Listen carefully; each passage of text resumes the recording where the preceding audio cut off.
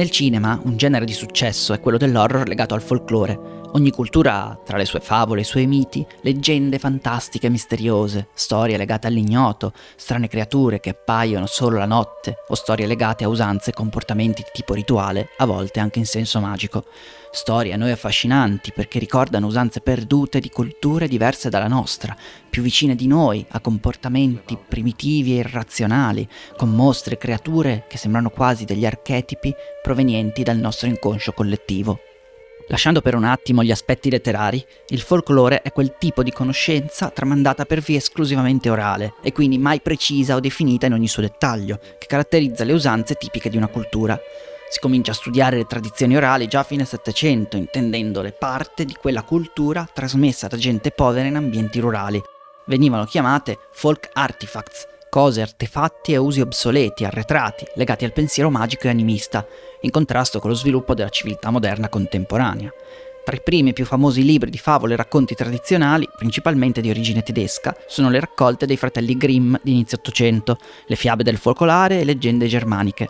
A metà Ottocento nasce il termine in uso ancora oggi, folklore, e poi col tempo il concetto si evolve rimuovendo il senso di obsoleto per indicare lo studio di tutte le tradizioni distintive di una data cultura che ne caratterizzano l'identità condivisa. Quando diciamo anche oggi il folklore sardo o addirittura la lore del canale, la intendiamo così. Nell'arte, specialmente nell'horror, si è più spesso interessati al significato originario.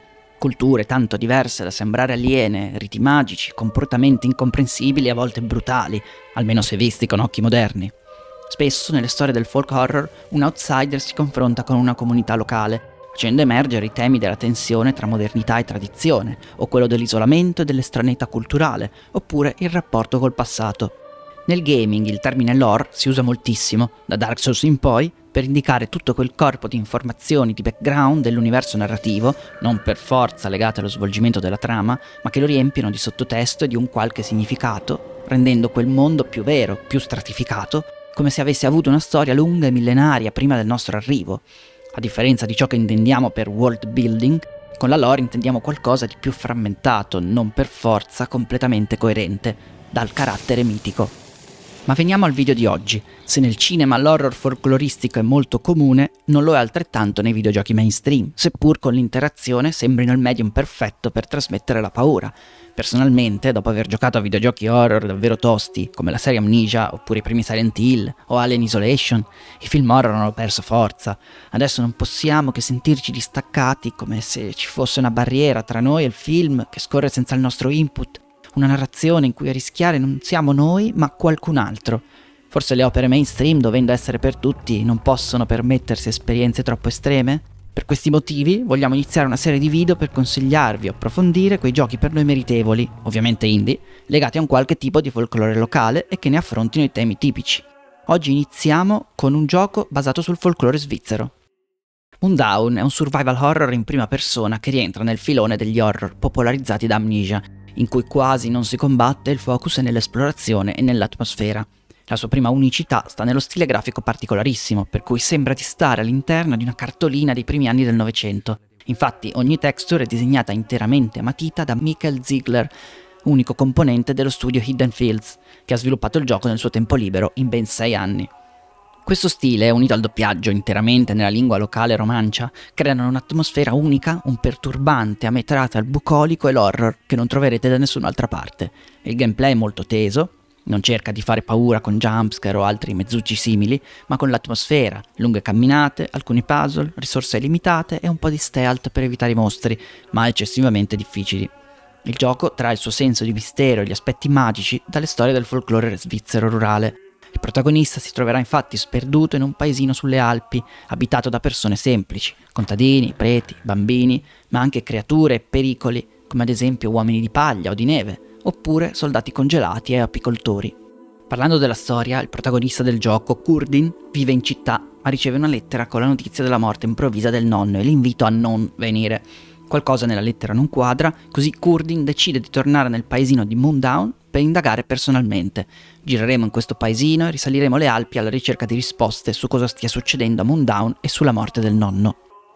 Il tema del gioco, ossia quello dei ricordi e del confronto col passato, è ben narrato, soprattutto col gameplay e le atmosfere. Lo stile grafico è pensato appositamente per alludere al passato e a ricordi nostalgici, infatti sembra di stare dentro una cartolina dei nostri nonni.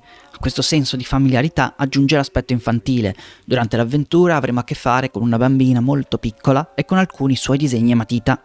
Gli ambienti sarebbero bucolici e tranquilli se non fossero pervasi da aspetti terrificanti provenienti dalle storie del folklore.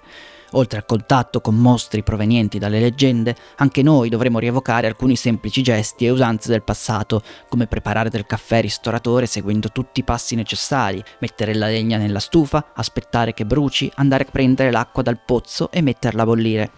Queste azioni, pur essendo semplici e innocue, sono comunque cariche di significato, perché legate a quei riti e a quelle usanze, per altri motivi anche terrificanti, che stiamo rivivendo.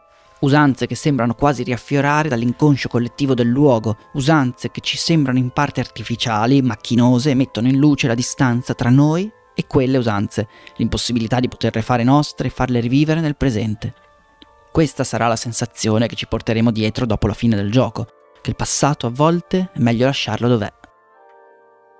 Vogliamo parlare un attimo anche del doppiaggio. Da fruitori di film e serie TV in lingua originale, ci ha piacevolmente sorpreso la scelta di doppiare tutti i dialoghi in lingua romancia. Avon in Pardisa io sorveniu quella breve da plevon Jeremias. Scrive che non tazza di morse. Che viene parlata solo in alcune zone delle Alpi svizzere. Abbiamo apprezzato questa scelta sia perché aumenta decisamente la verosimiglianza del mondo di gioco, non è strano quando il protagonista di una storia viaggia in un paese straniero e tutti parlano la sua lingua, ma c'è anche un motivo di integrità artistica. Ogni lingua ha la sua musicalità e le sue caratteristiche, e doppiarla significa in parte tradire il significato originale. In questo caso si perderebbe sicuramente parte della sensazione di essere in contatto con una cultura diversa dalla nostra, parte integrante del messaggio del gioco. Quindi vi consigliamo caldamente di provarlo. Vi lasciamo in descrizione anche 2 link.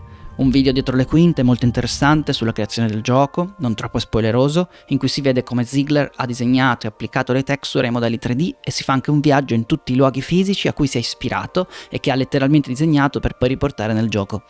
Poi un link, questo decisamente spoileroso, ad un articolo sul sito Lo Specchio Oscuro che ne approfondisce le tematiche. Dagli indipendenti è tutto, al prossimo video!